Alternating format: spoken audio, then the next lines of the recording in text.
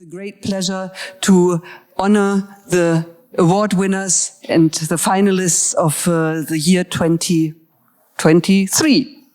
So Brian, he's the head of the jury. He will now introduce to you the finalists and the award winners, and we will then ask them to come to stage. Excellent. Thank you, Birgit. Yes.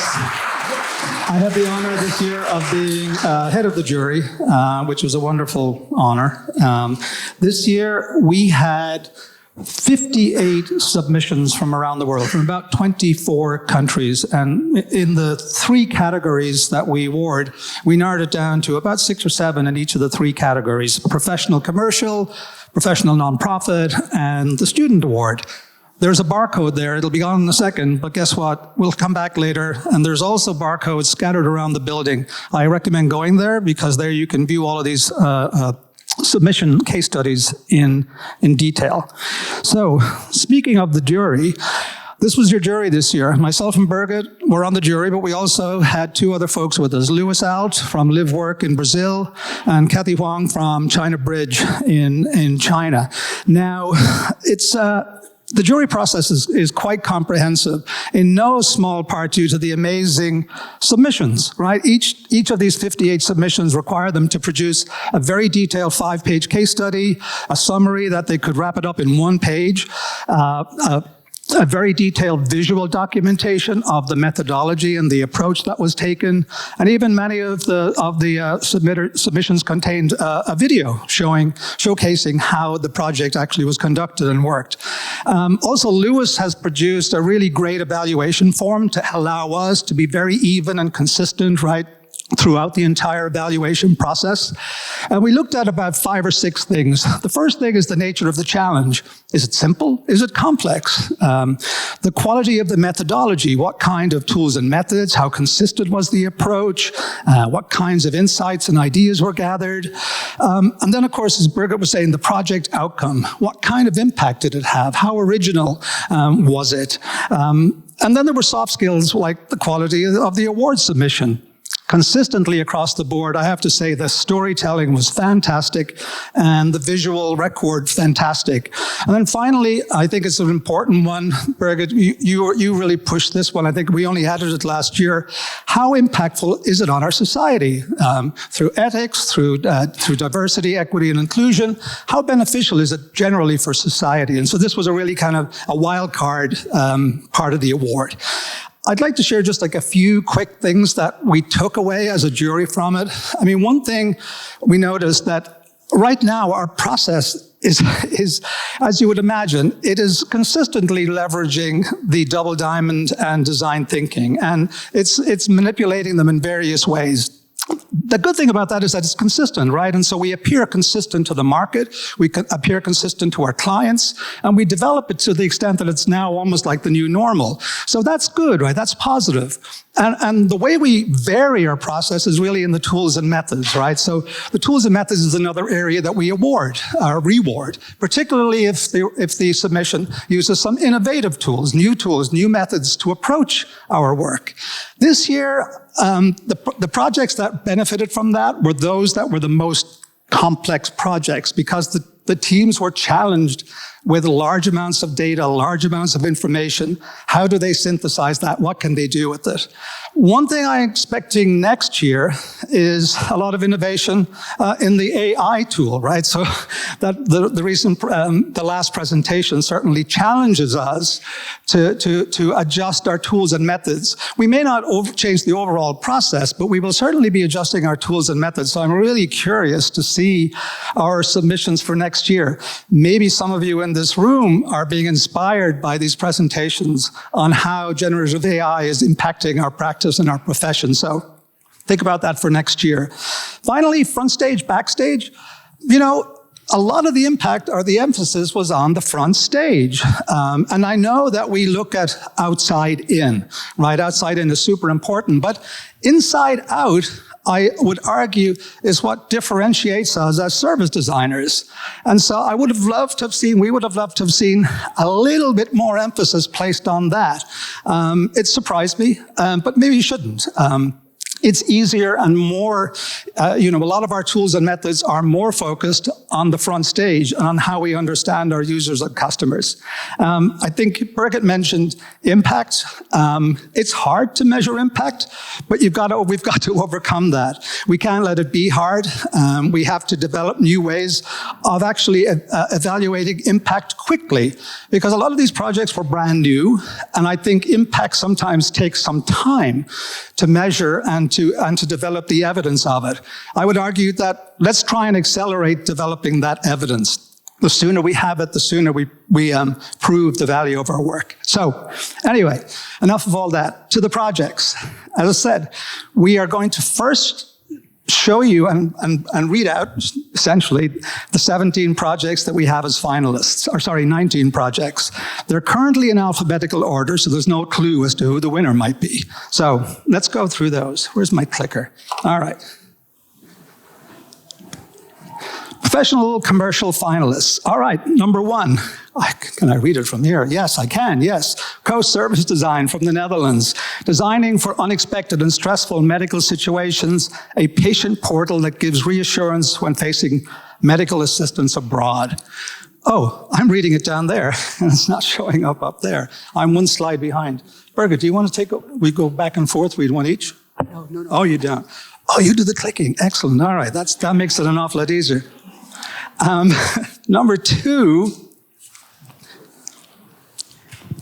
okay, designing to help save lives by the Lærdal medical team from Norway, transforming midwifery education with quality, scalable solutions. Number 3, the Kojician team from Poland, experience model for the network of robotic click and collect drives. CyberDuck from the United Kingdom, FastStream, a new post-pandemic digital service. Next, Accenture Song from the USA team, inspiring action for teacher retention from the inside out. And finally, I think it's finally, Nemo, the Finnish maritime single window from Finland's Silly Solutions. I think we've got one more. Transforming the US health system, a toolkit for designing a new era of Alzheimer's care from Bridgeable in Toronto, Canada. So there are 7 finalists. We're not going to announce the finalists, the winners yet. We're going to move on, and I'm going to introduce you to the professional nonprofit finalists. We have 6, I believe, in that category. The first one, the PwC team from Norway, and their project entitled Citizen-Centric Police. Yeah! Feel free to shout out. If you're in the room and you were involved in that team, shout out, raise your hand, and people will want to talk to you about these. Next, from the government of Alberta, and the Court of the King's Bench, an in-house project by the design team there from Canada. Court filing reinvented from paper-based complexity to seamless digital experiences. Next up is from Brazil, Futurar and the Talking City, an early childhood delivery dashboard, integrated primary care for comprehensive early childhood development. One of the things you'll notice here, and I love it, a really good title tells a lot. And so you'll find there are really good titles here. There's not much more I really need to say about these projects right now because the titles are very self-explanatory. I do want to say, highly recommend, though, to take a look at the website. If you click on that code, you will get great detail on each of these. So next, from J5 Design, Christopher is in the house. From Canada, Indigenous Youth Wellbeing Circles. What?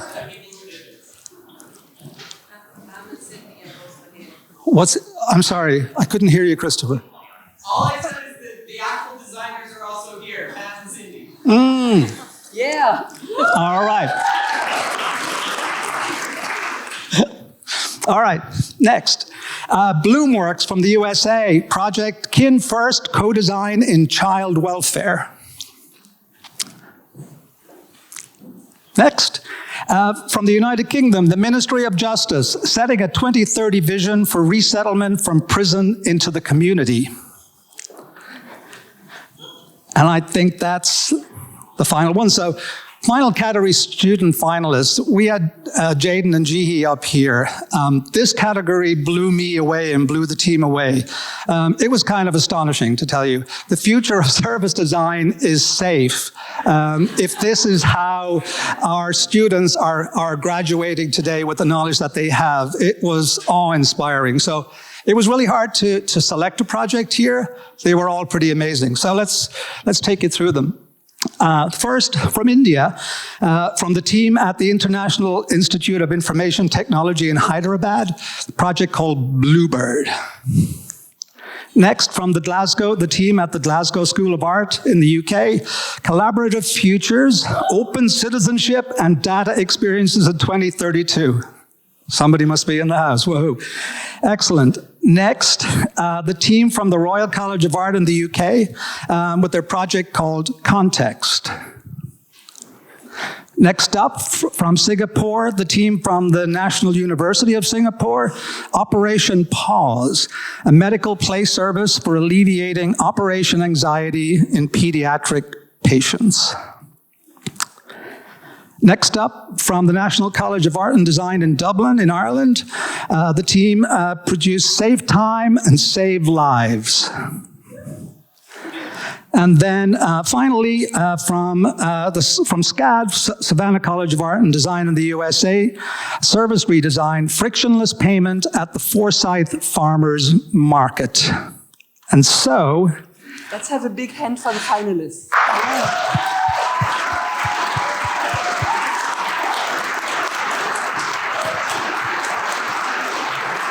Excellent. So it was really hard to narrow it down to these 19 projects. It was even further difficult to narrow it down to the winners. And so what I'm going to do now is I'm going to announce first in each of the categories 2 honorable mentions and 1 winner. We're going to do the honorable mentions first, and then we'll get to the winner, so the tension continues to mount, right? Beautiful animation here. We wish we could have confetti falling all over the room. But so, the honorable mentions. 2 amazing projects. Da-da-da-da. Oh, what happened? Now you got to go back. Can we go back? There we are. Honorable mentions. All right. So the Lærdal medical team from Norway, this project was amazing. Again, a title that tells the story, designing to help save lives, transforming midwifery education with quality scalable solutions. They took on a really difficult project. And so I'm going to do a little bit of reading here and there through this, because according to the latest report in Trends on Maternal Mortality Worldwide by the United Nations, a woman dies every 2 minutes during pregnancy or childbirth, which is kind of an incredible statistic, right? And so this team was looking to help solve that problem and address that problem. Highly relevant, right? Amazingly positive impact on society. And one thing we really liked about it, of all the teams, many of the teams were digital services, digital solutions. This one was particularly, appropriate. And that was the feedback that came from all of the team on the jury. It was particularly appropriate. Personally, I thought it was strategic at service design at its best. So thank you to the Lærdal team. The Accenture Song team in the USA also tackled a really detailed problem. In the US, it's really hard to keep teachers in their jobs right now. And so the Accenture team worked, I believe in Georgia, I'm not quite sure, but a single state in the United States, to tackle the problem of helping retain teachers in the jobs, in their positions, because, hey, retention, you don't have to try and find new. And so one of the things about that was that really, in terms of the service design mindset, empathy was what popped out of that. They showed the research was awesome. They showed great empathy for who they were designing for. And it produced amazing conceptual work. So I think it was really good. So a big hand for that team. All right. So now, the winner of the best commercial project. Da-da-da-da-da-da. It's all animation. Nemo, the Finnish maritime single window. Yay. So, guys, is the team here? Is the team here? Don't they want to come up and get their prize? Yeah, come on up. Over here, come on. Come on up, come on up. Yay.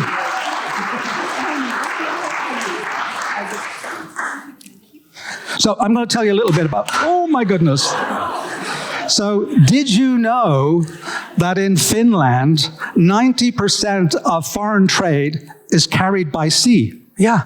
100 ships arrive in Finland, in Finnish ports every day. That's a lot of logistics. That's a lot of movement. That's a lot of information. And one of the things that struck us about this team here is that they managed all of this information in an incredible way. So this was a very complex project, right? And they embraced this challenge through a very rigorous project process. But one of the things, again, back to the service design mindset that wowed us here was how they collaborated and co-created with that team. And I'm going to read, one of the things we asked for in the case studies is their reflection. So I'm going to read something really quick. The NEMO project has been a difficult challenge due to the complex context.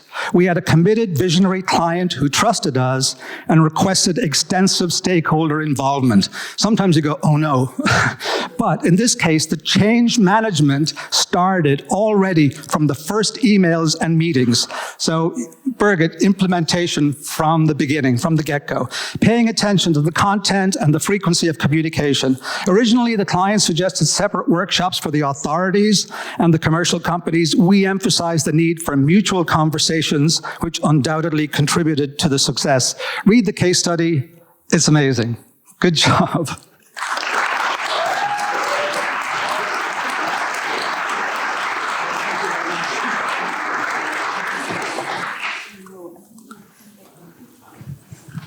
All right, next, professional non-profit. All right. Oh, sorry. Oh, yes, we have another slide. Okay, good. Right, who have we got here, Birgit? Honorable mentions, professional non-profit category are PricewaterhouseCoopers team in Norway with their citizen-centric police project, and Bloomworks in the USA, Kin First co-design and child welfare. So well done, big applause.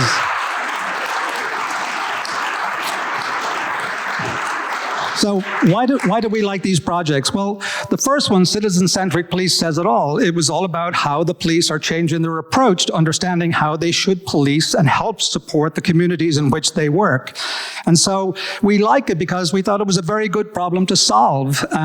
It was quite complex. They really employ the design process in a really detailed way, great research, very simple and effective, however, very much oriented towards experimentation and testing and getting feedback. We really like the work that they did there.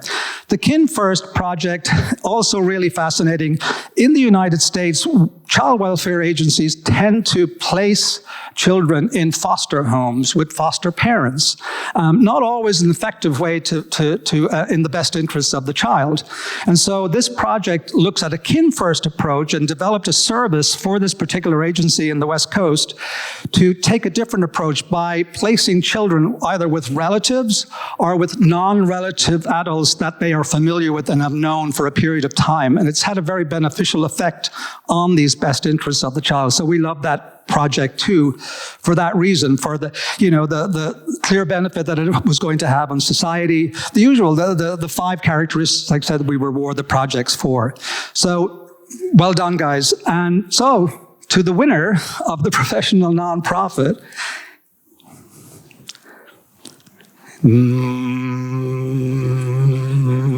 Yes, setting a 2030 vision for resettlement from prison into community from the Ministry of Justice in the UK. So they should come up, and I'm going to talk a little bit about it while they're coming up for their prize. This was amazing. Another case study you have to check out. It was a long-term vision in a really tough part, considering how to ensure that prison leavers are better able to effectively resettle into the community post-custody.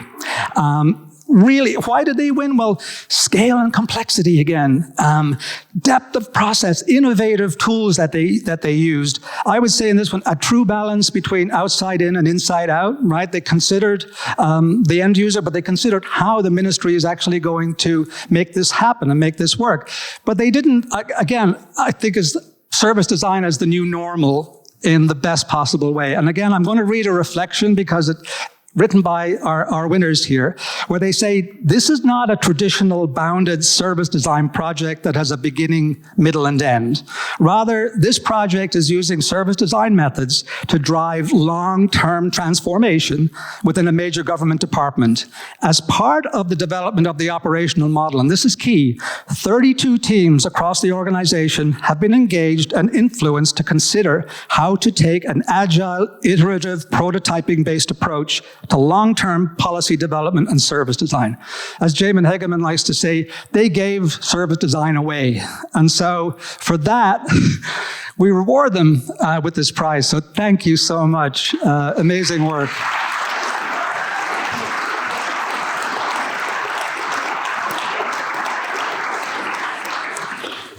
And so, good, we're right on time. We've got 8 minutes left. Excellent. I thought I'd be out of time, but we only have 30 minutes, which we could celebrate more. Anyway, the final, we're up there already.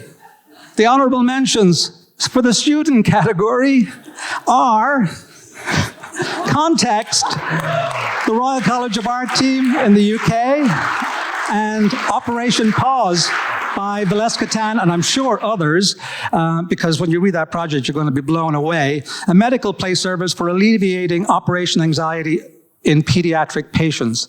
So I'll talk about the last one first. I mean, the title does say it all, a really worthy project. It was a great challenge, I think, really good for society. But one of the things that really struck us was, and I have to say, Valeska had 10 months for this. So, if she had said 10 weeks, it might have been different. But in that 10 months, she used the time really well. You should see the prototypes that she and the team created as part of the iterative process to get to the end result here. Pretty amazing and will blow you away.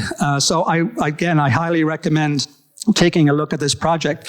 The Context team from Royal College of Art, again, looking at a very interesting societal challenge today. Lots of refugees moving from country to country these days.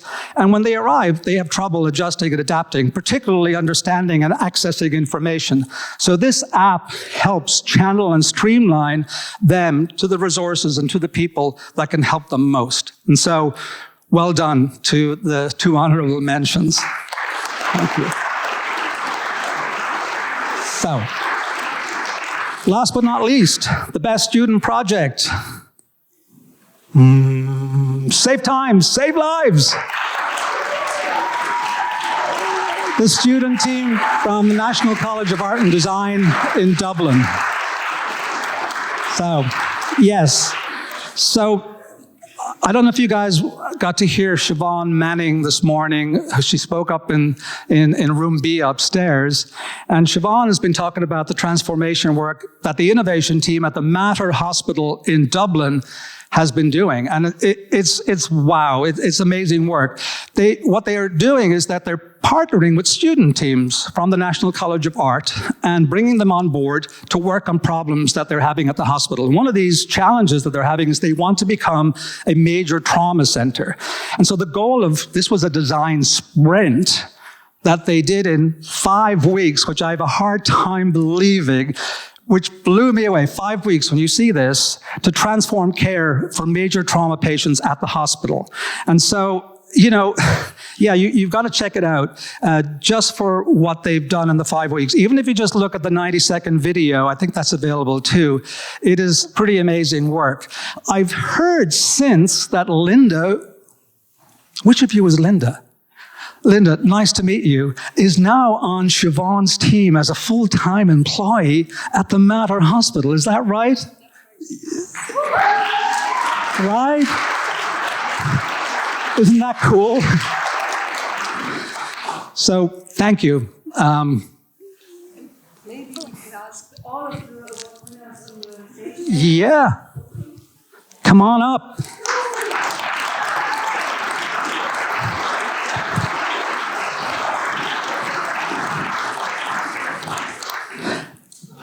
So I'd say check out the QR code. There's a little booth over here in the Halle where we have posters of all of the projects. You can interact with that and learn more about each of these projects. It's well worth doing. And there's more. We are going to create case studies of all of these projects and post them on our website. Over the next 3 months, you'll continue to see new case studies every week, which is absolutely amazing. So, yeah, awesome.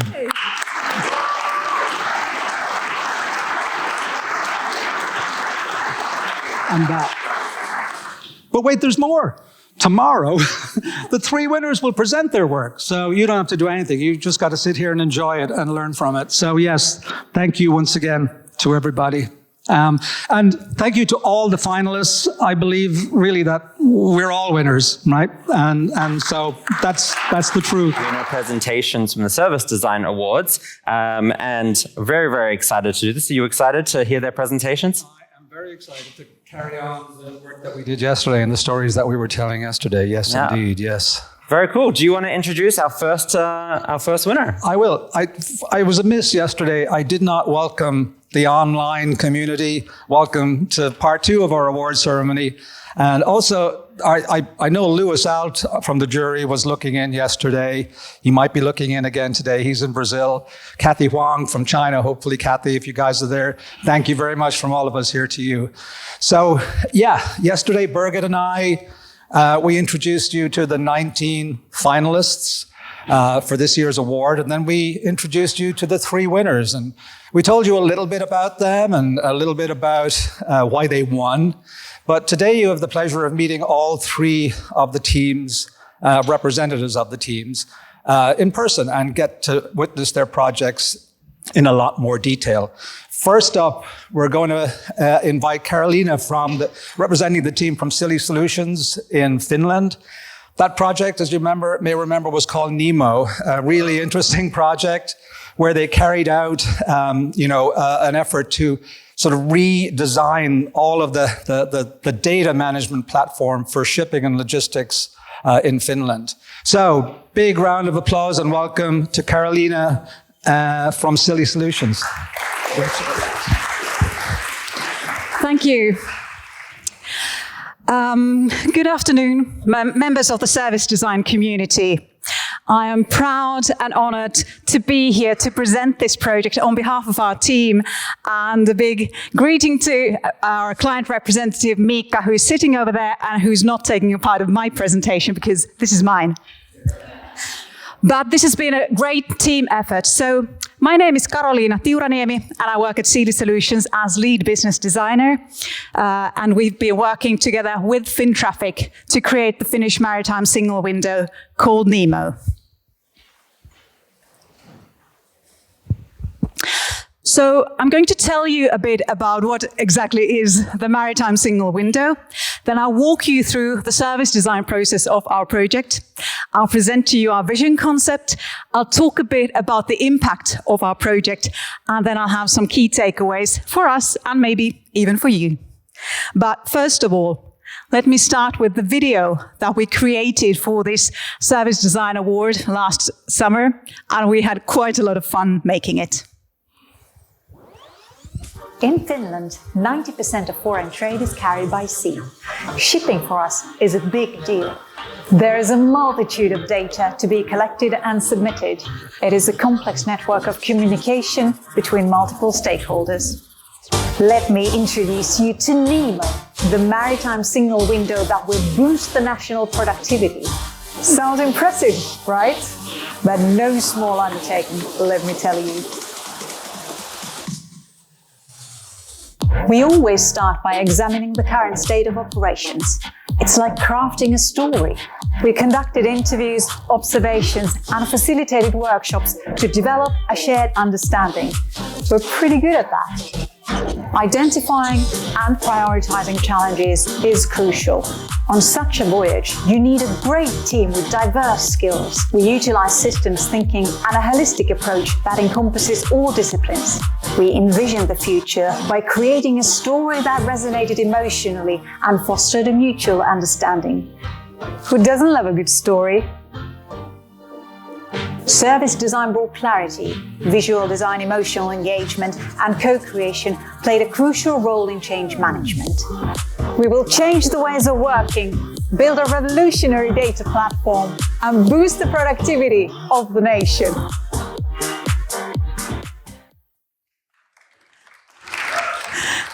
Somewhat over the top, but hey, we wanted to win this thing, so what can you say? So, what exactly is the maritime single window? 90% of foreign trade in Finland is carried by sea. So, logistically speaking, Finland is an island. There are approximately 100 vessels arriving in Finnish ports every day, and there are up to 20 notifications for each port visit. So this amounts to 730,000 notifications per year. There are more than 20 stakeholders guiding and monitoring the operations of an individual vessel. You have here the customs, the port authorities, the shipping companies, the shipping agents, border control, waste management, and the list just goes on and on. Here you can see some of the data that is collected during a port visit. For example, the arrival time, the hazardous materials, and the maritime health. In principle, each EU member country is collecting the same port call data, but not quite. This is what the current reality looks like. A huge amount of time is spent communicating back and forth, submitting information manually, checking and double-checking. The processes are complex and slow. The current Finnish system is outdated and prone to errors, requires multiple data submissions, and the same data needs to be modified as it is moving between different countries. The EU regulation defines the European maritime single window environment through which port notification information is harmonized across the EU member states. It states that the information needs to be reused and shared transparently between different actors. These single windows are sharing information nationally, but also with other member states throughout the central EU system. Sealy Solutions is building for Fintraffic, Finland's national single window, and it's called Nemo. We started by creating a vision concept that would be shaping the future for the next 10 years. So Nemo will be a national data platform for maritime traffic and logistics. It utilizes digitalization, automation, and standardization. The public data platform is neutral, but it can be used for building various commercial services of added value. Our long-term vision is to increase the national productivity of Finland. So let me walk you through our service design process next. The holistic approach of the Nemo concept creation required different disciplines in the team. We had business and service design, user experience lead, visual design lead, solution architect, and a tech lead. Additionally, a program manager and a project manager supported us from our client Fintraffic. And we were also joined by 2 UI designers later on to help facilitate our workshops and also to create the interactive prototype. We started by conducting 40 interviews and 5 observations within the Finnish maritime industry to better understand the current state and identify the challenges. We talked with ports, shipping companies, operators, agents, and different authorities. At the same time, we were laying groundwork for the co-creation phase as well as the overall change management. We prepared our draft of the present state together with the stakeholders in a series of meetings. We used the draft to enable the mutual discussion between the stakeholders. We had to convince our client to include the authorities as well as the commercial companies under the same roof, but the results surprised even us. Our stakeholders, when they came to our workshops, they were already inspired and motivated. They participated actively, and we could see them forming a shared understanding. We went through our systemic overview of the present state, arrival, and departure. We asked the participants to add their own perspectives, correct any misunderstandings that we may have had, and highlight challenges in their daily work. In the present state, we wanted to illustrate a story to build an emotional connection and form a mutual understanding of the challenges of the different stakeholders. But we also wanted to bring systems thinking to the table, map the data flow and the recurring mandatory notifications and commercial documents, and list all the different ways of communicating. In addition to emails and phone calls, we even heard of a couple of faxes and letters.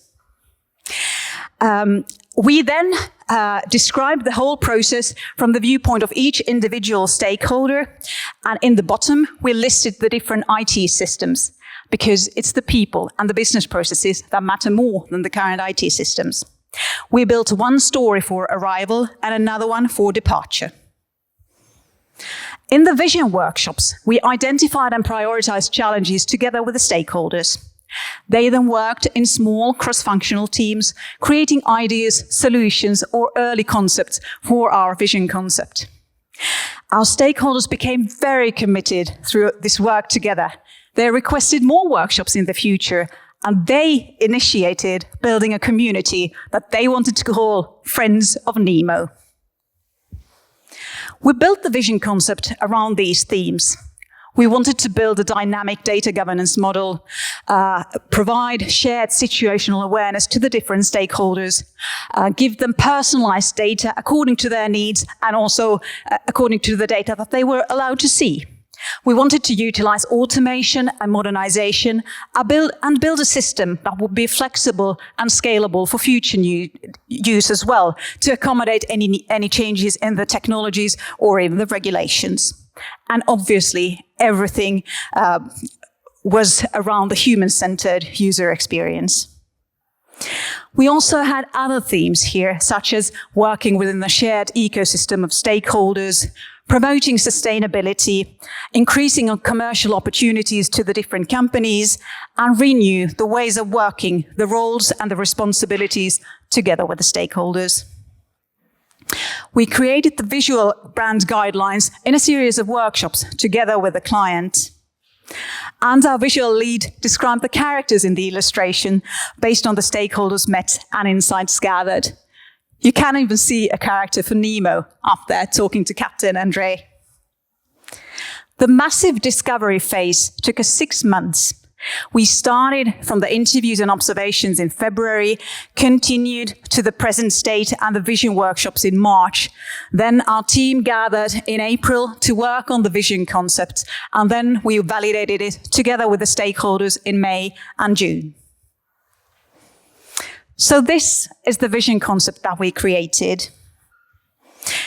Shaping the future for the next 10 years, the Nemo vision concept consists of the concept story, the data flow, a prototype, and a blueprint. We are portraying here a maritime data platform that's combining public and commercial data in a way that benefits all the stakeholders within the maritime ecosystem. The concept story starts already from the trade agreement, and it illustrates the different stages of the port visit. The data flow incorporates systems thinking to the concept story. It maps the stakeholder roles and tasks in the story with the data utilization as well as the data flow throughout the ecosystem. The conceptual interactive prototype demonstrates one possible user experience for the future. This was also used as a tangible point of discussion for the stakeholders, a way to understand what they could be feeling and doing in the future. But as you can see, it was a very wireframe-like at this point, as it should be.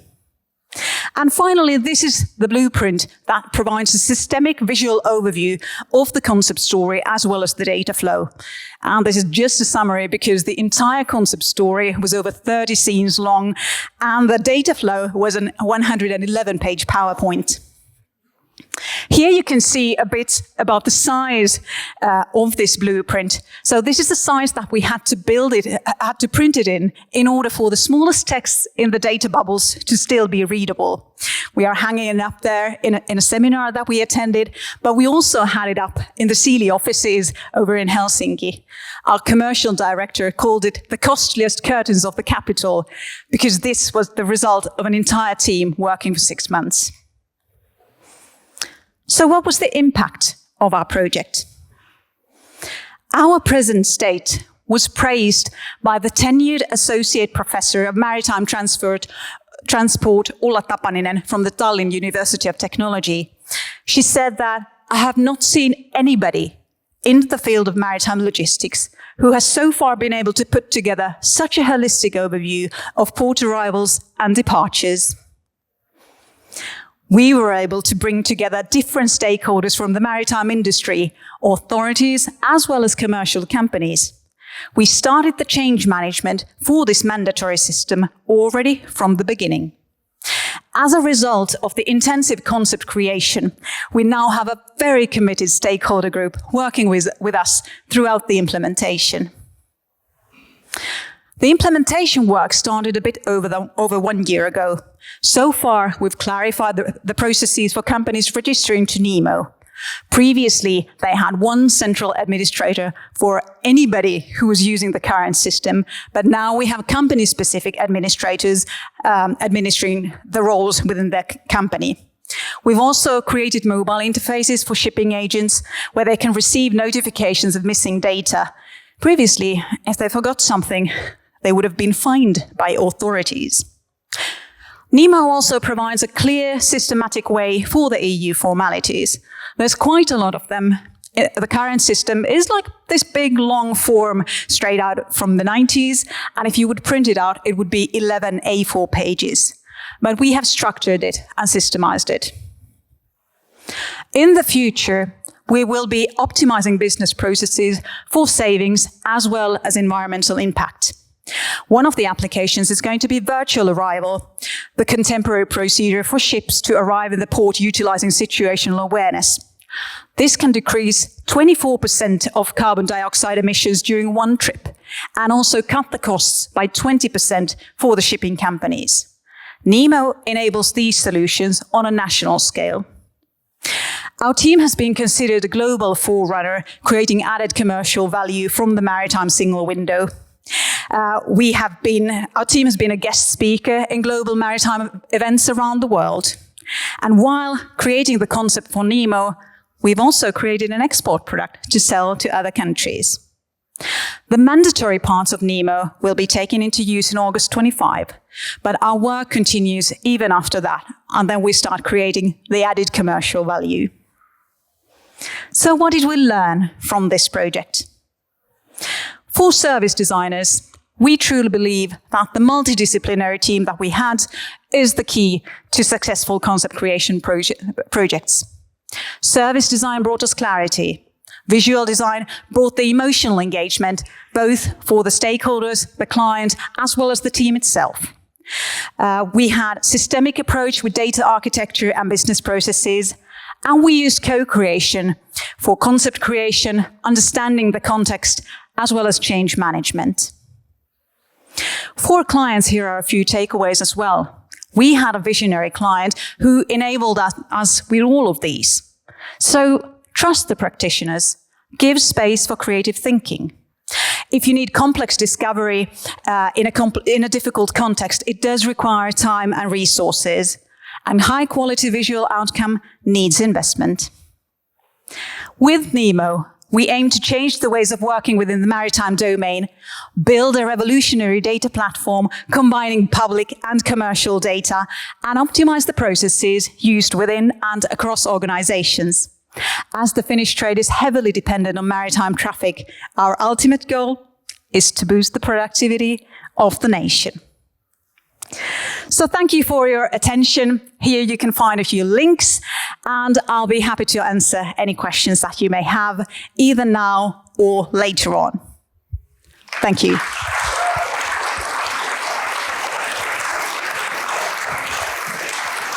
Well done, well done, well done. Well, we have time for about one question, I think, and there's one question. Thank you, Constance. Firstly, fantastic presentation and congratulations. Curious how you created the visual of the data flow. Can you tell us more about the visual and the process and the visualization at all? I can tell a bit, but I'm not a visual designer. We actually had two different designers working here for the visuals. So one was creating the concept story, and then another one working on the data visualization. So we wanted to divide the data into different sections. That had to do with different areas, like there were some legal documents and port documents and so on. And then we dove in even deeper, like what is the exact information within these sections. The data bubbles that you can maybe see in the blueprint a few pages ago, or then not. So they start from being empty, but then they accumulate throughout the story. You can see the data flow, which goes around them, taking the data further from one bubble to the next, and then in the end, the bubble is full with all of the data, and then it goes back so that we can learn from the data of this one port visit for the following port visits as well. Sounds like visualization helped with that complexity. It was quite yes, definitely. Cool. Big round of applause for our first winner. Thank you.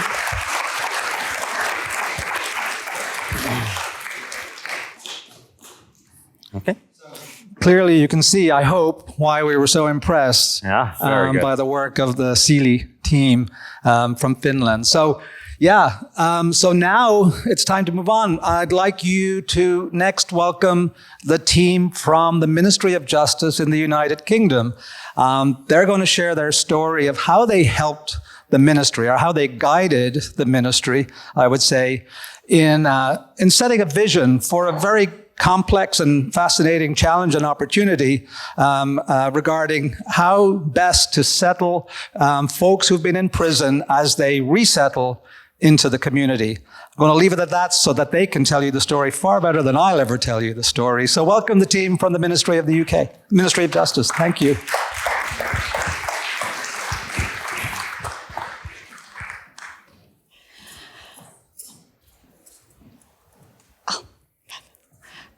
So hi everyone, my name is Hattie and this is Deanna, and to the side we've also got Kate and Jeff, and online we've also got Izzy as well, who's joining us from California. It's her birthday as well, so hello Izzy. We arrive as a motley crew, so we come in a pack now that we've started this work together, so we decided it wasn't just going to be the one of us. So what we are going to talk you through today, and the kind of story that we're going to talk to you about, is going beyond design and delivery of an individual service, but how we're trying to take a much more long-term approach to a massive complex system, really addressing the kind of root causes rather than just the symptoms. So in the UK, in the UK, 80% of crime is committed by somebody who's already committed a crime. It costs society around £18.1 billion a year. So at the end of last year, the UK Ministry of Justice decided it wanted to establish a clear long-term vision for how people settled into prison, their resettlement experience whilst they were in prison, how they were prepared for release, as well as how they then resettled back into the community.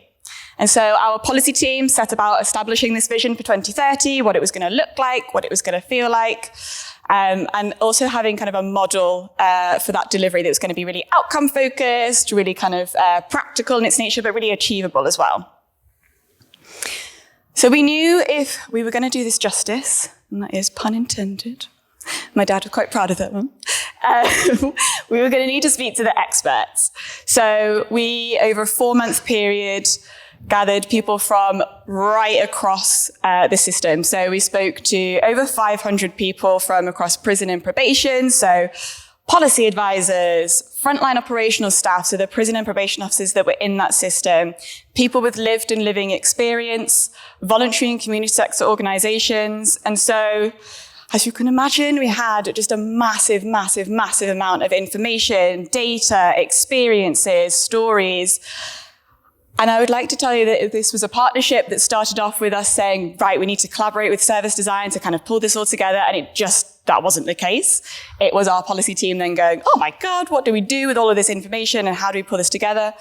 And so thankfully, in a fabulous turn of fate, we ended up partnering with our service design team.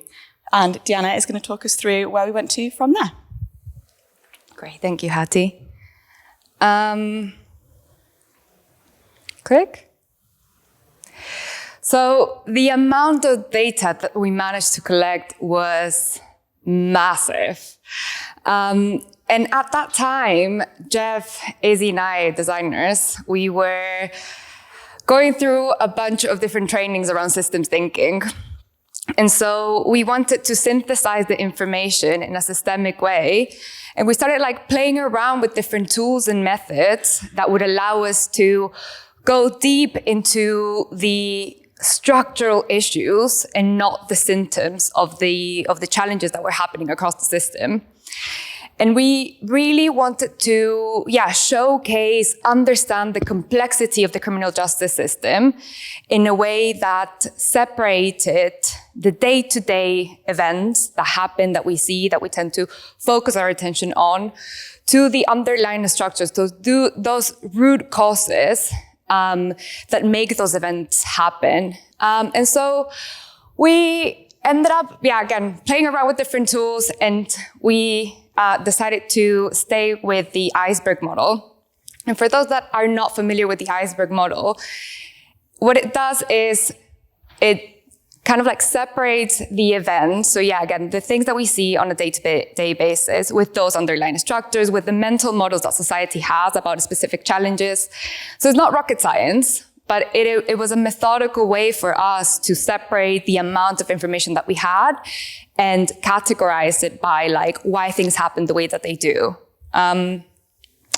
So we started our mapping adventure, and this was our first iteration. And we use the iceberg model to separate what were the different challenges that we found in this journey format. And so having the different phases. So what happens when someone enters prison, during their sentence, and what happens whenever they're about to be released and post-released. To make things a bit more tangible, here's an example of the kind of things that we were analyzing. And so if we start at the bottom with the mental models, we can say that as a system, or even as a society, any change that measures specific practical things is often prioritized.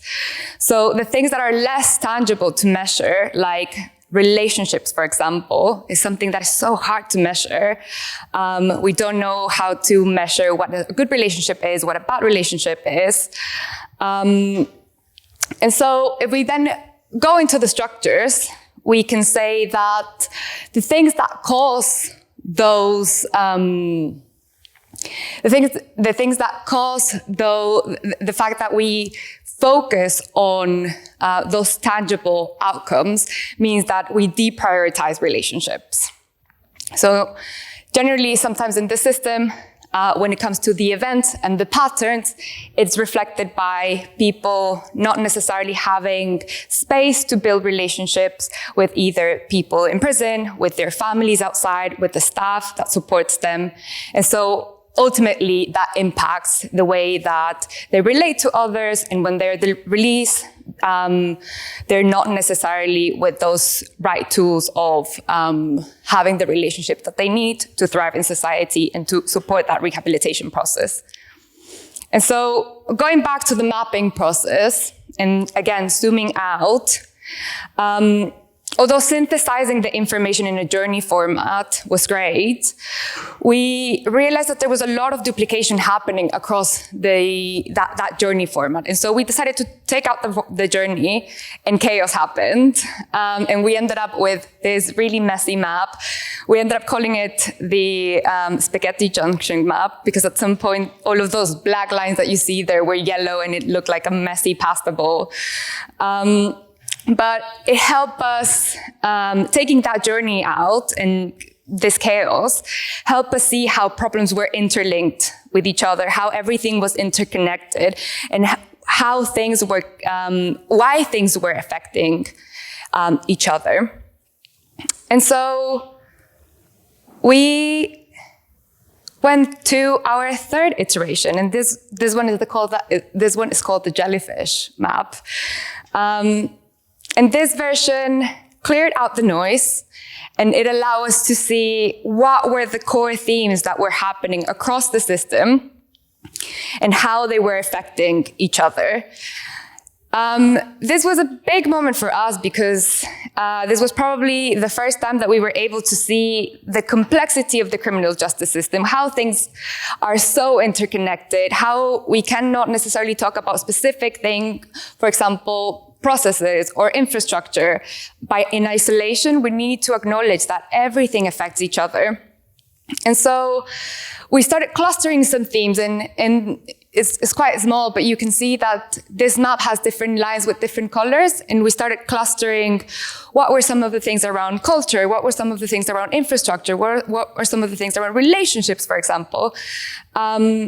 And so it gave us a clear way of making sense of the information, but also focusing on what were the underlying structures that were affecting all of the things that we see in prisons, in probation, that happen on a day-to-day basis, that we don't necessarily know what they happen.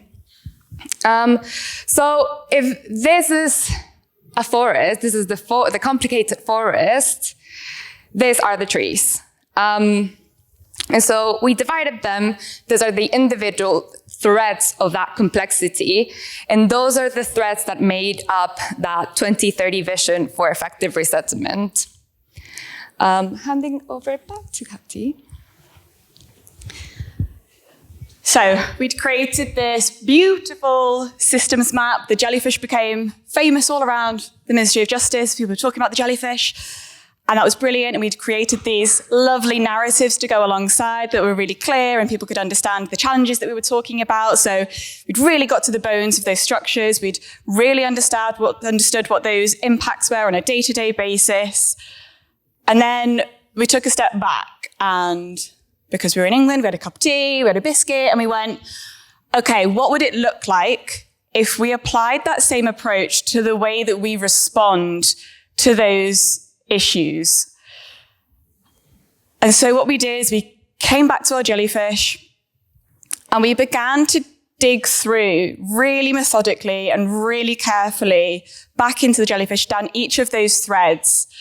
And we started to identify what the leverage points were across that system that we'd mapped. And we called those our opportunity areas. So those are the little blue dots that you can see all around the map. And those were the points that we knew if we focused on, we could drive improvement across the system.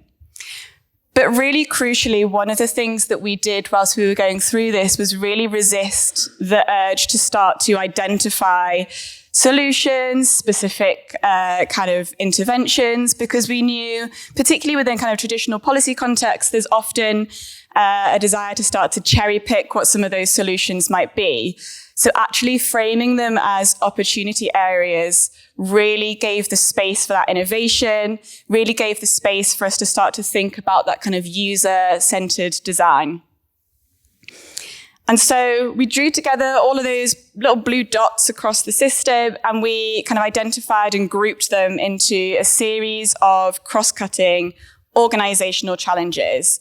And that's the point that you've joined us in the project. This is a really, really exciting point that we're in the project. So the jellyfish, as it's infamous now, has been able to kind of get us some really, really great buy-in from senior kind of executive directors across prisons and probation, and enable us to start to really transform the way that the organization responds to resettlement challenges in a way that's going to allow us to drive long-term iterative improvements across the prison and probation system.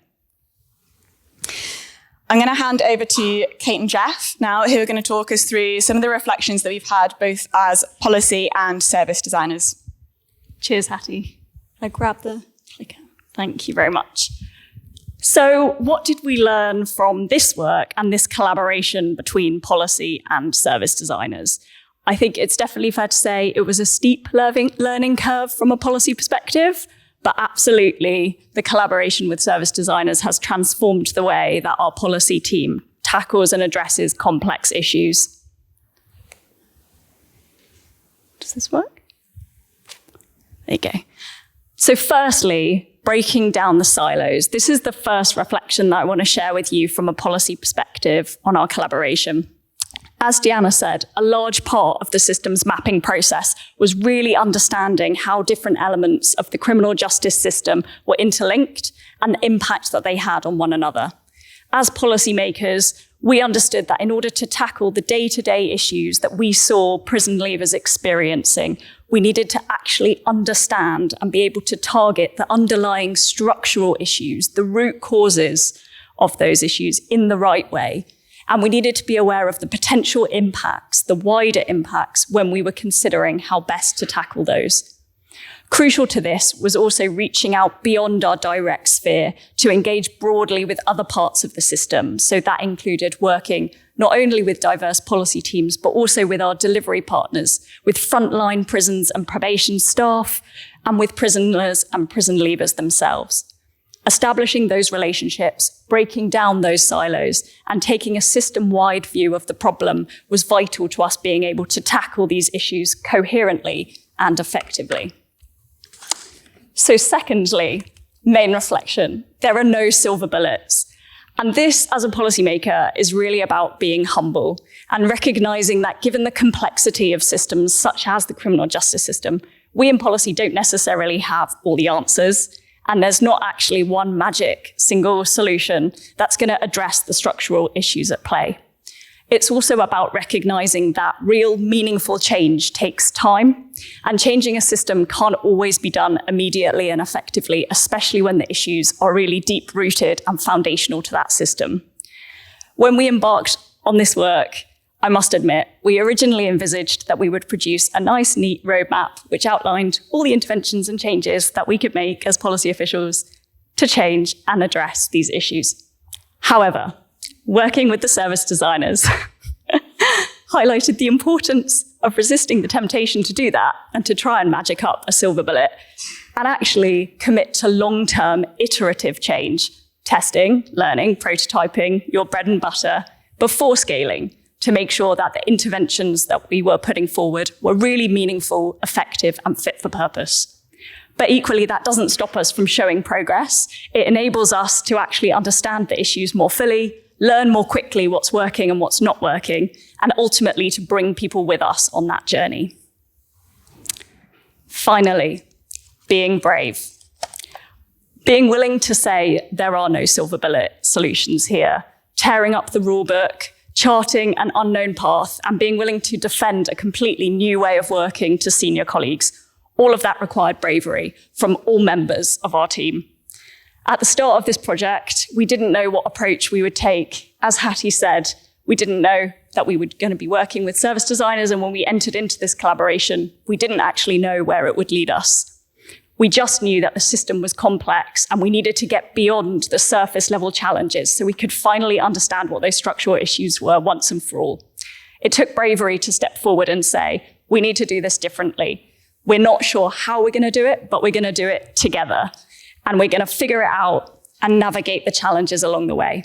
It's not easy working together, but knowing that meaningful change that can be delivered for thousands of people a year makes it really worth it. And I strongly recommend policy and service design collaboration to all of you.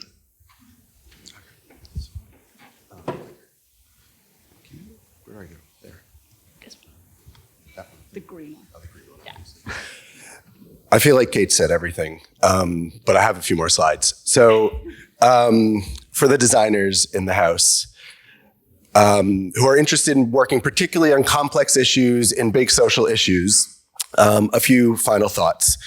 Number one, users are always going to be at the heart of what we do. We're always going to be user-centered. That's fantastic. But I often think about a friend, actually a policymaker who I was talking to several years ago when I first started at the Ministry of Justice. And he said to me, Jeff, user-centered design is great, but you realize it's an extremely conservative concept, right? Like small c conservative. It's actually very focused on the individual. So we need to be thinking wider than the user as well. We need to start with the user. We need to end with the user, but we actually need to be thinking about communities. We need to be thinking about ecosystems. We need to be thinking about equity in our design. We need to be thinking about the planet. So I think that's where we're getting to. I think I've heard a lot of talk about that yesterday and today. So that gives me a lot of heart. I think we are getting there. We are going deeper than that. It's not easy. All of those tools that we have, the journey maps, the personas, the service blueprints, they are all great. They're all a great start. But we didn't know, as Kate said, they didn't know where they were going when they started working with us service designers. We had no idea where we were going either, right? But we looked at the different methods, the tools, and we said, how can we try and use these to not just look at the service, but go bigger than that and look at the whole system, see where that takes us, and go from there. And I think I'm seeing that happening more and more. But we're realizing is we all work through the medium of organizations, whether that's the company we work in or the government agency. And if we're going to change the way that we work to move beyond the user to the service to eventually the system, we have to change the way the organizations function as well. And to do that, we have to understand our organizations. And that's something I think as service designers, we're often not good enough at. We need to really understand, where does the power lie in our organization? How does the organization function? We understand agile methods. They're great. We bring those methods. But we have to understand governance structures, procurement, organization structures. How does information flow? How are decisions made in the organization? Where does that power lie in the organization? What are the things that we as designers and design teams can change directly? And what are the things that we can influence indirectly? We need to understand all of that so that we can make those changes, not just in the services, but actually in the organizations. Because when we embed change in the organization, then that change lasts well beyond us and the small bits of work that we're doing. And the other thing to remember is that we can't be purists about the work we're doing all of the time. We bring our methods, we bring our approaches, they're very important, but we also have to recognize that we need to work within the structures we're given. We need to work to change those structures, but also work with them as much as we can. We need to build relationships within our own organization.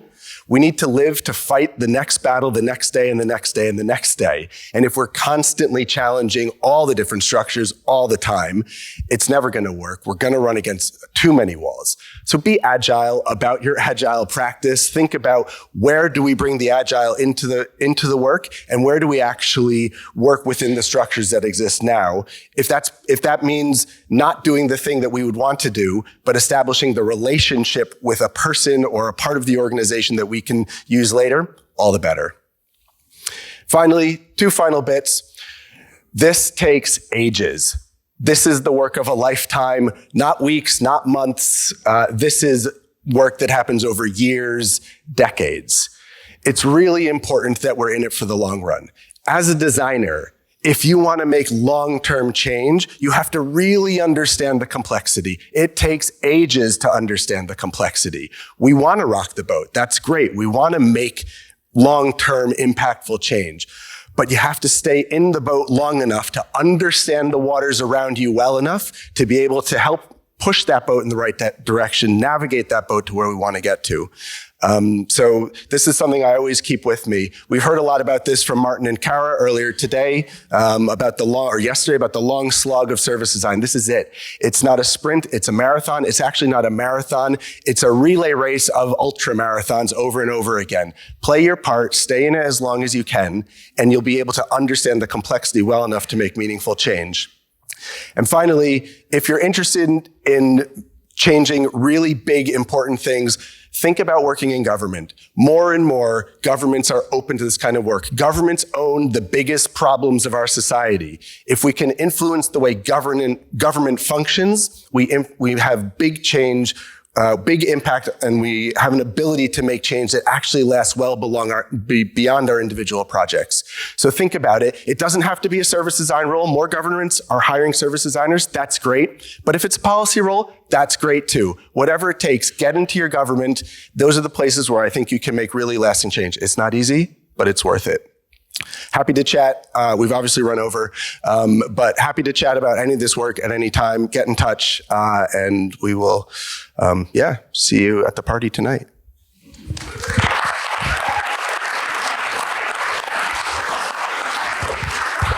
I wish we had time for questions, but unfortunately we don't have time for questions. So, but yeah, I think when we awarded this award to this team, we did not realize how appropriate it was to the theme of the conference, right? How many times did Jeffrey say the word change there? How much does this project recognize that service design and service design teams are catalysts for change?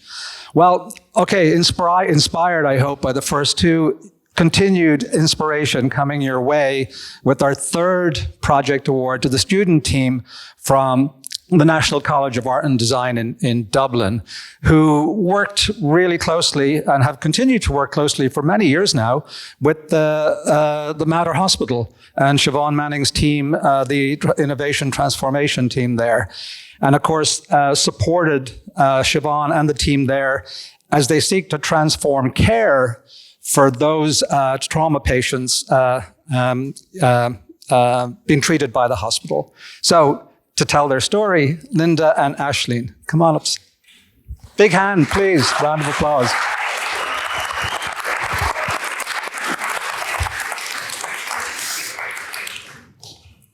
Hello and welcome to our student project presentation, Save Time, Save Lives. Thank you so much for giving us the opportunity to share our story with you today.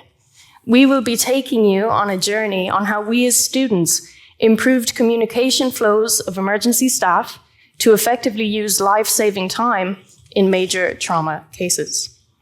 I'm Aisling with the Masters in Service Design. I'm Linda. I studied with Aisling in Service Design.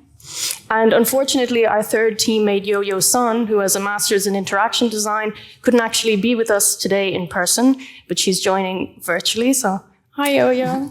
Hi, Yo-Yo. And together, our interdisciplinary design team from the National College of Art and Design in Dublin collaborated with the Mater Hospital on a 5-week design sprint last year. And we were faced with trying to tackle the wicked problem of major trauma. And for anyone who doesn't know, major trauma is defined as any injury or series of injuries that have the potential to result in long-term disability or death.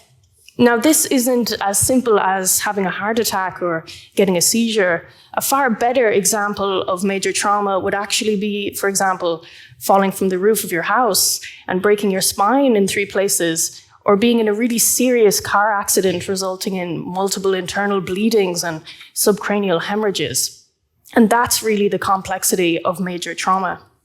And in our small country of Ireland, most acute hospitals do accept these major trauma cases, even though patients often require transfer to another side of the country in a different hospital for definitive care.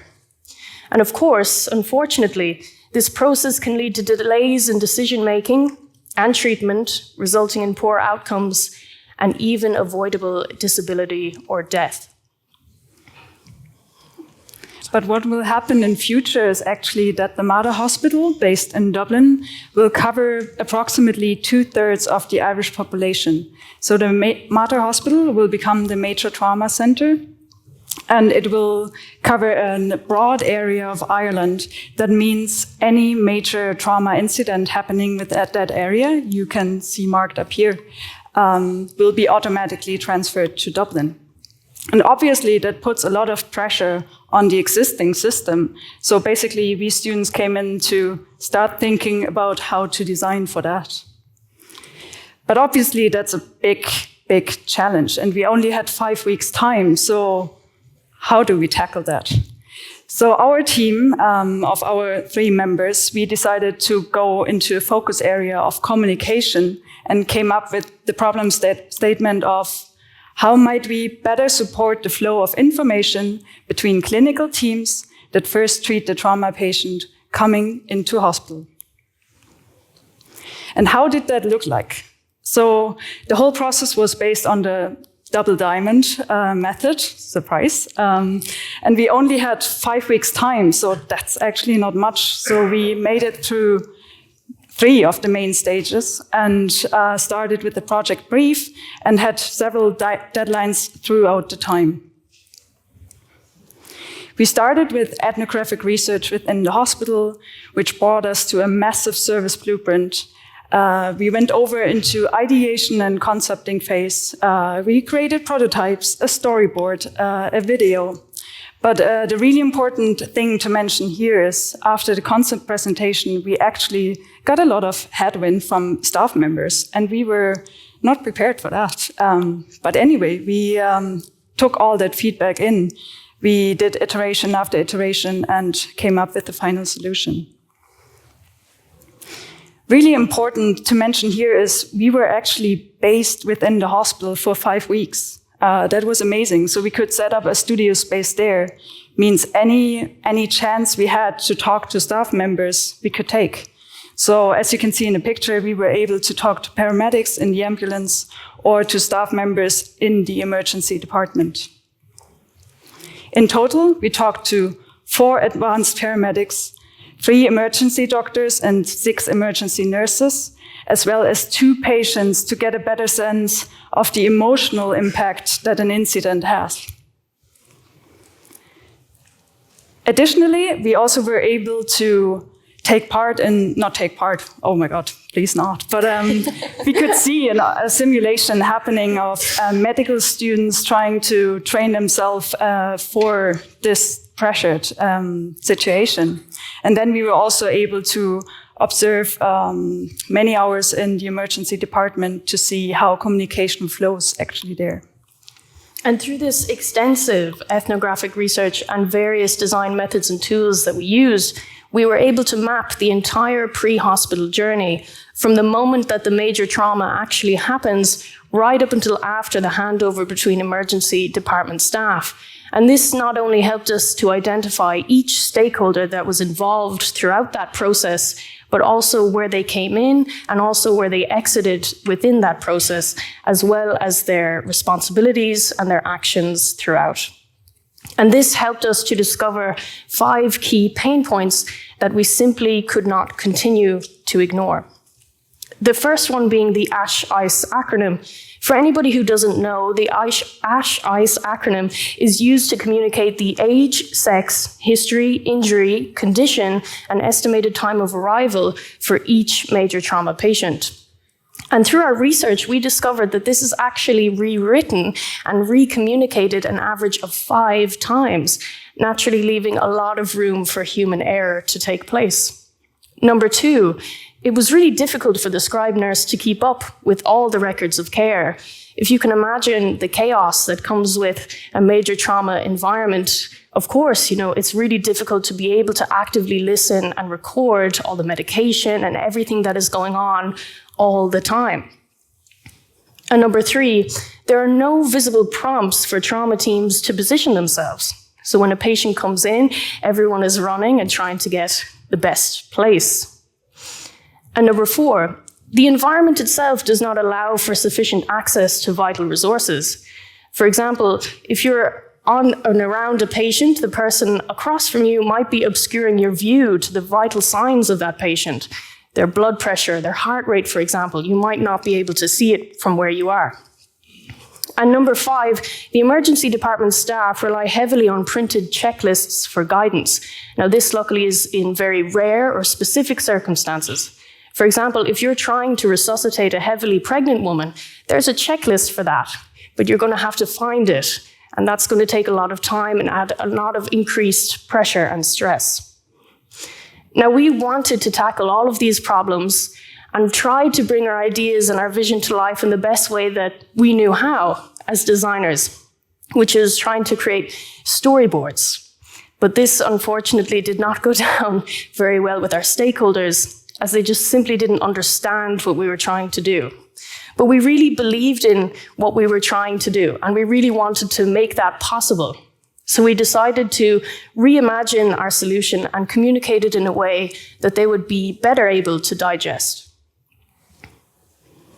So we came up with a solution that consists actually of 3 different elements, which are a smart whiteboard, a renewed trauma-based setup, and a digital screen. So the first element of our solution, our smart whiteboard, tackles those pain points of the rewriting and recommunicating that ASH-ICE acronym, as well as trying to help the overwhelmed scribe nurse record everything on her own. So how our smart whiteboard works is that it'll recognize your voice so that you can live transcript all that essential patient information and data, and it'll do it for you. This is quicker and more accurate and gives access to that critical data all in one place, reducing pressure on paramedics and the scribe nurse. And as you can see in this example, all the medication that was administered to the patient before they even arrived to the hospital while they're in the ambulance is already there for you. The second element of our three-tiered solution is the trauma-based setup itself, which tackled that pain point of having no visual prompts for the staff not being able to know where they're going, essentially. And how the trauma-based setup works is that it's a renewed space setup to optimize staff placement, as well as giving a 360 access point around that patient. It ensures better access to the patient's data, as well as minimizing confusion and that panic during the team's arrival stage. And lastly, the digital screen net. What it tackles is actually, as you might remember what Ashley said before, is that there's no sufficient access to vital signs of a patient like blood pressure or heart rate. This screen would allow it in a big enough size that every team member in the room could see the actual signs, as well as we gave it a dedicated space for photographs of the actual injury or photographs that were taken at the scene by paramedics. Secondly, it also tackles the pain point of the checklists. As you might remember there, Ashley talked about that there are quite a few checklists in place for special treatments or even for common ones. And we were thinking of having all these checklists in a database accessible on that screen. You can easily search for the checklist you're looking for, pull it up on the screen, everyone can see it, and additionally, it would be able to tick box the single steps you have taken, which allows less time for documentation in the end. And all these solutions together, they definitely save time. So what we discovered during research is that a lot of time is wasted by just rewriting information or retransferring information within ED. So our solution would allow a handwriting-free solution, so we can save several minutes, which are crucial in that moment. Secondly, information accuracy. What we want is different team members come into the scene on different times, and you all have to speed them up, that they're all on the same page, they all have access to the patient data and so on. Our solutions would allow that. Every team member who comes into the room would immediately see what the case is about. And lastly, and the most emotional part here is it saves lives. Because if we can save that time and it goes back into patient care, which is obviously the most important thing here, we can actually make sure that the patient survives. So this journey was extremely impactful on us personally and us academically, but there are three top things that we learned that we actually take with us into our everyday working lives. The first one being the continuous collaboration with clinical staff provided the most authentic insights and really shaped our solution. We really wouldn't have been able to do this without being able to actively listen and have empathy for those on the ground who work with major trauma every single day. So we were really grateful to have the opportunity to be able to shadow them so we could really understand what was going on. Learning number two was having no clinical background as a designer was actually a big advantage for us and allowed us to ask the right questions. So when you go into an environment and you're completely blind, you can actually start asking questions just like a child would. And this really helped us get some really informed insights and also really reduce the likelihood of having a biased mindset going into a new environment. And last but not least, challenging the stakeholders' beliefs in a visual and tangible way might make them realize what's possible. As we mentioned earlier, when we tried to use designerly jargon and methods as a form of communication, our stakeholders just didn't get it. And we really couldn't blame them for that. But because we really believed in our solution, we just had to re-communicate it in a different way that they'd be able to digest. And I really think that when you're able to speak your stakeholders' language, it can really change their mind. And lastly, a big shout out to NCAD, the National College of Art and Design in Dublin, as well as Matter Transformation, also based in Dublin.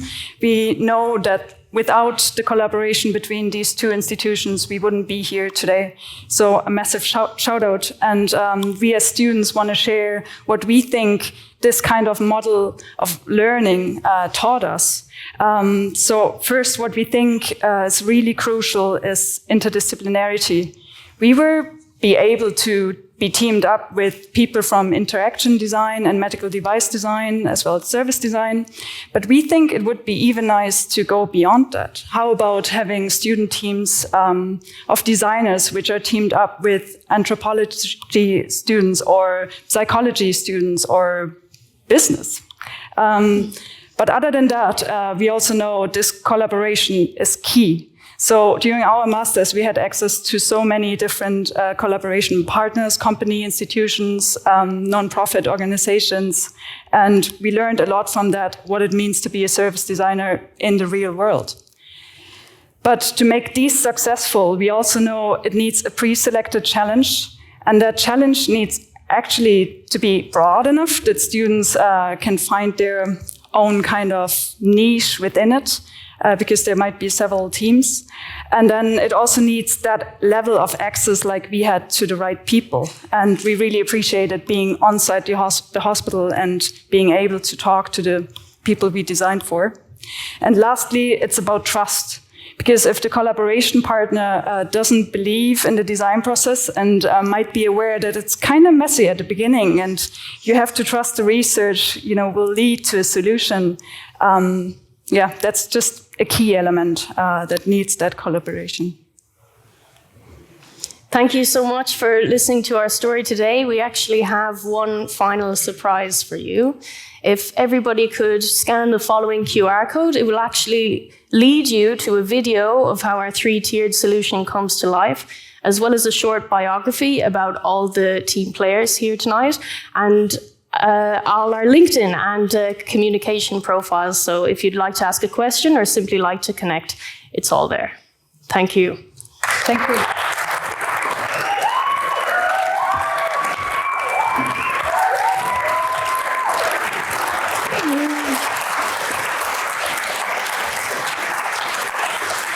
Wow.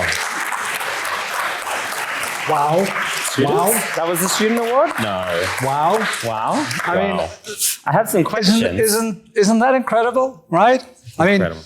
we kept on saying 5 weeks, 5 weeks. It's kind of clear how it was done in 5 weeks, but as professional service designers, we don't always get to be able to do the things that these guys were able to do in this context here. And absolutely sort of wonderful to see it, and also to really rationally explain how it happened. Because honestly, you did explain how it could be done in 5 weeks, but still, that's really, really hard. So I would just say, wow, wow, wow again. And so it was the team sort of, I'm speechless. So, and I think your applause also says that. Witnessing, I think, all of the student programs. We have a question for them. You have a question? Okay, good, because they answered my question, so go ahead. That's good. Which out of the 3 solutions was seen as the most impactful by the workers?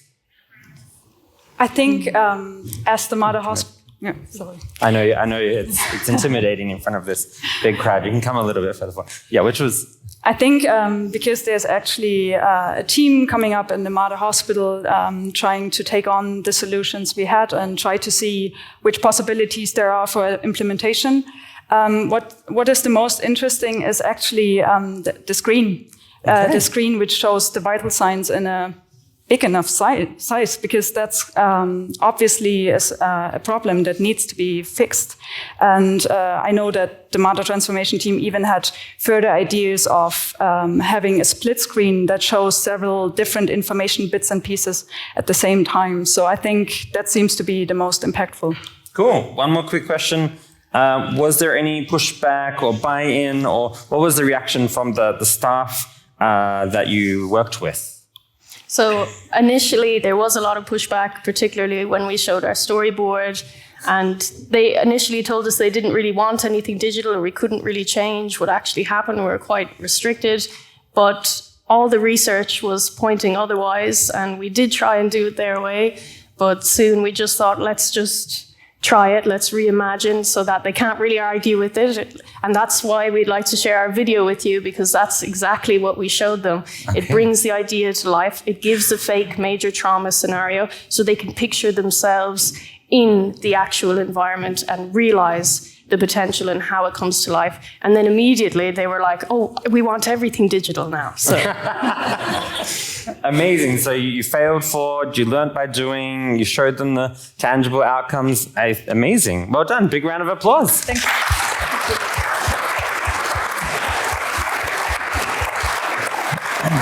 I want to say one last thing. The case studies for all of the awards